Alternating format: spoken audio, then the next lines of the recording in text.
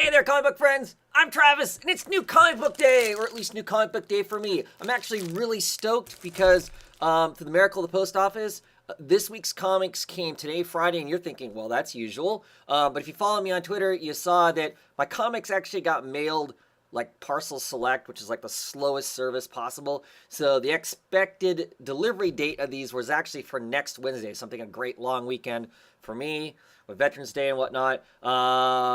And I wasn't gonna have Comics 3. But amazingly, they got on the fast plane as opposed to the truck, and I got them today. Yay! So, I will have new comics. There'll be a comic book roundtable. I'll talk some comics. I'll probably talk, last week's comics some too, because there were just some awesome comics in there. You know, things like Paper Girl and Crosswind and Gravediggers Union and stuff like that. Anyway, we're going to talk books for this week. 18 books is what my invoice is telling me.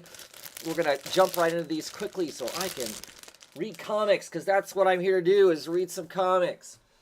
Let's see, right off the bat, we have Detective Comics issue number, 968, Mourner of the Lonely Pace of Living. I don't know if this is the last issue of this, but basically, current Tim Drake, Robin, and Bat Family versus future alternate reality Tim Drake, Batman. So could be some fun. It's actually been kind of interesting. Actually, this is a storyline so far that the whole Tim Drake thing hasn't really annoyed the hell out of me. And everybody knows how much I really loathe that character. So anyway, Birthright, issue number 28.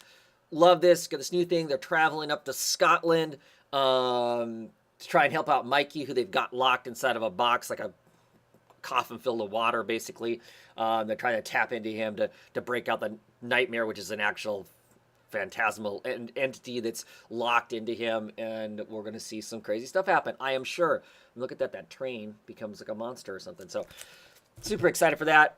Always love the Brenson art and that. It's just brilliant for that kind of thing. Grass Kings, this is issue, 9? Yeah, issue 9. Starting to find out some stuff about this character. He's one of the older people of the Grass Kingdom currently living there and whatnot. There's, debate. They're continuing to explore, the main characters are continuing to explore whether or not there's a serial killer living amongst them, and we're kind of learning the past of the Grass Kingdom in that process. So, forward to continuing to check that out. Issue 2 of Kid Lobotomy. The first of the series of stuff coming out from the Black Crowns, IDW, Magnola, yeah, Milligan. Why did I say Magnola? Milligan, written book. First issue was fun, interesting, a lot of things that we could explore and whatnot, so I'm really looking forward to seeing exactly what the whole Kid Lobotomy thing ends up being about. So excited to jump into issue number 2 and start getting a sense of all about what the story might possibly be. I think this is my last issue of Wonder Woman. I just don't care. I don't care for this cover. Every issue has a new artist on it. Not interested in this Robinson story. The last issue, Wonder Woman was basically second fiddle in her own book and doesn't really have much of an identity herself outside of what the men tell her identity is. So don't care for that in any way, shape, or form. But of course, I'll read it, so maybe you'll hear about it. Royal City, issue number 7?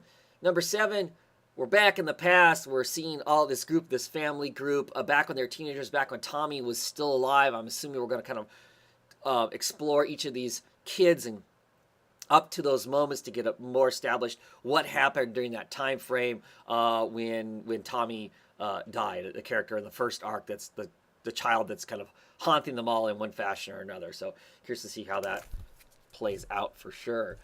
Red Hood and the Outlaws, issue number 16. Squad Goals is the name of this one. I think that Bizarro is, in some sense, is still smarter than what he used to be. So I think that's all still kind of playing out. We'll see where that goes. They were kind of all rolling with the Bat family there for a little bit. So we'll see how that pans out and whatnot. Continue to enjoy the book, see where it goes. Ragman issue 2. I like aspects of the retelling of this. I'm not excited by the new costume or the new kind of octopusy tendril powers as opposed to I said octopussy, didn't I? Ah, octopus-like powers, the tendrils. I'm not caring for that. I love the art. The art is great in it. By Miranda and De La Cruz doing the colors. So I don't know. I mean, sell me on it. I love the fact they're using the old Ragman logo from the original Ragman, or what looks to be about the same as that. So yeah, aspects I liked and aspects I don't like about it. So, but we'll continue to read issue 2 of 6, I believe. Yep, 6. Check that out. See what that's like. Here's a book I'm really excited for. Port of Earth. This is issue number 1, written by Zach Kaplan. The reason I'm getting the book is because the art is by Andre Moody. So I'm really excited by that. He, in the past, has been doing Civil War era art. That's all the art I've seen him do. I'm curious to see what it's like for him doing some sort of a future-esque kind of thing. I guess this is actually a Top Cow book, too. So I don't know how long this is around. I'm never exactly 100% sure exactly what is up with the Top Cow imprint, under Image, what that's all about. But I'm going to check it out because, like I said, I'm really curious to see what his art is like in there. I love it for the Civil War era type stuff, the details, the shading, the line work that he uses, the cross hatching, all that good old school comic stuff that I really like. He uses a lot of those elements, and I really enjoy it for that. The second bag of books here. What do we got next? Ooh, Injection. Yes, issue number 15. I think this is the end of this arc. Really excited to see what happens in this kind of, pit where all this energy is coming out of these ghosts that just kind of consumed and annihilated everything. They have to close this portal in some sense. How's that going to happen? Really excited to be checking that out. Warren Ellis, Declan Shelby, and Jody Belair power book. So definitely excited to check that out. Enjoy that. I hope there's more to come. Hellboy, the BPRD 1955, issue number 3. This is more of the occult intelligence. I think this is the end of the occult intelligence storyline. They are down, most of them are down in Australia. They're fighting some stuff down there. It's linked to some of the stuff that happened in 1945 story. So that's cool and whatnot. Continue to like Brian Chirilla's artwork. I just think he does a great kind of a Hellboy. And this cover isn't his though. I think this cover is it's a Rivera cover, which is always sweet too. But yeah, really looking forward to checking out. Always enjoy some fun Hellboy. So next up we have Mr. Miracle. This is the variant cover, the Jared's cover.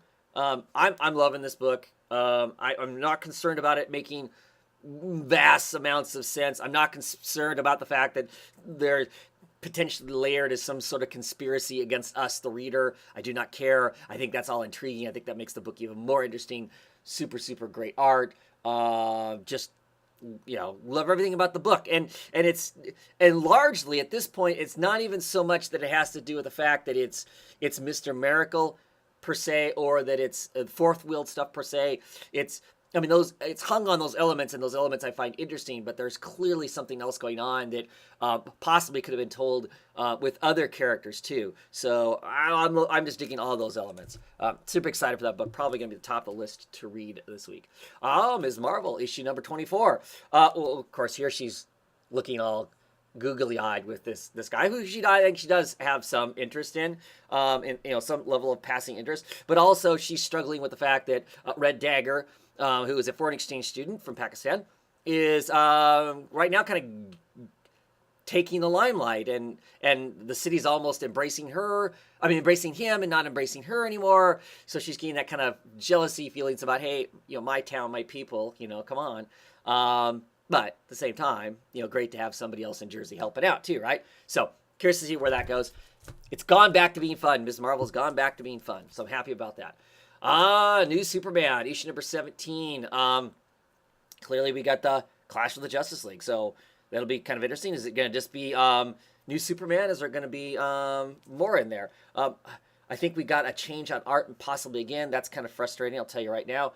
But I'm enjoying the story. I had heard, like other people, that like issue 18 was originally supposed to be the stopping point for the book. But there's kind of tweet from the writer that kind of said, hey, it was going to be this, but dot, dot, dot. So I don't know what that means. I'll continue to get it. Most of the time I find it fun. The art has been a little frustrating lately with the inconsistency of that, but I like the character. And this call this kind of as a new character, kind of playing on some of the old stuff. I still find it a fun monthly book. Oh yeah, Redlands, issue number 4. We can find some really interesting stuff, I hope, in this issue. I mean, last issue we kind of left with maybe what I would have thought was one of the main characters is dead, and stuff. I really liked that last issue. There was some fun stuff going on in it. I'm much more intrigued by the book now than maybe at issue 1 or 2. There's just a lot of stuff happening. It's all starting to come together and whatnot, so that's all kind of cool and whatnot. Some great art in it by Vanessa Del Rey. Of course, Jordy's not just writing it. Belair, she is also coloring it too, so it's going to have some good eye candy in it, if nothing else. So, issue number 2 of Slots. I was not impressed with issue number 1 of Slots. So, as a matter of fact, I've already dropped it. This will probably be towards the bottom of my pile to read. I will read. I'm kind of curious to see what issue 10 ends up selling for me. I thought it was going to be more than what it was. It kind of by the numbers in a lot of ways. There was some cool art in it, though. The whole book is by Dan Pansadina? I don't know. Somebody will correct me, I'm sure. But I like the art and the movement on page, but like I said, largely paint by numbers. Has been kind of a boxer and other things along those lines. Well, not a boxer. He was a boxer, but he was also kind of a swindler, a cynical salesman of sorts, and he's kind of thought he's ran out of luck, and then he finds out he needs to go help this person, and he's run back into his adult child, and blah, blah, blah, blah, blah. Anyway. Black Mass book. One of the few Black Mass books, it feels to me like, comes out consistently. There's nothing there. This is issue number 5. No idea what's going to happen in the book. I love it. I love the art. I love Mara Lovett's style of art. If this story doesn't go on for a really long time, which I'm enjoying, it could go on for however long it wants to. I just am really intrigued. I don't know.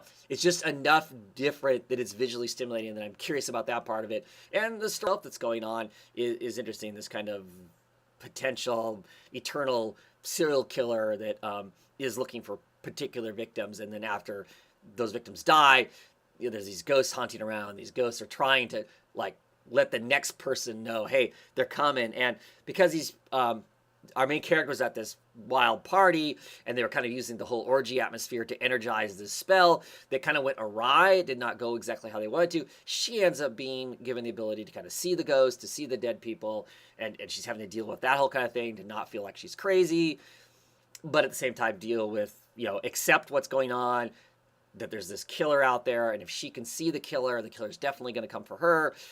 I like all that stuff. So excited to go. I don't know if this is ending, if this is like the last issue. It feels like I saw something that made it feel like there was an end.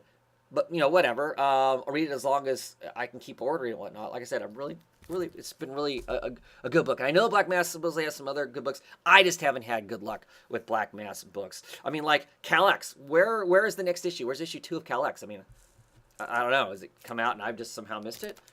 Anyway. Last issue for this week, Michael Cray, issue number 2, written by Brian Hill, Warren Ellis giving some direction there, and Stephen Harris on art.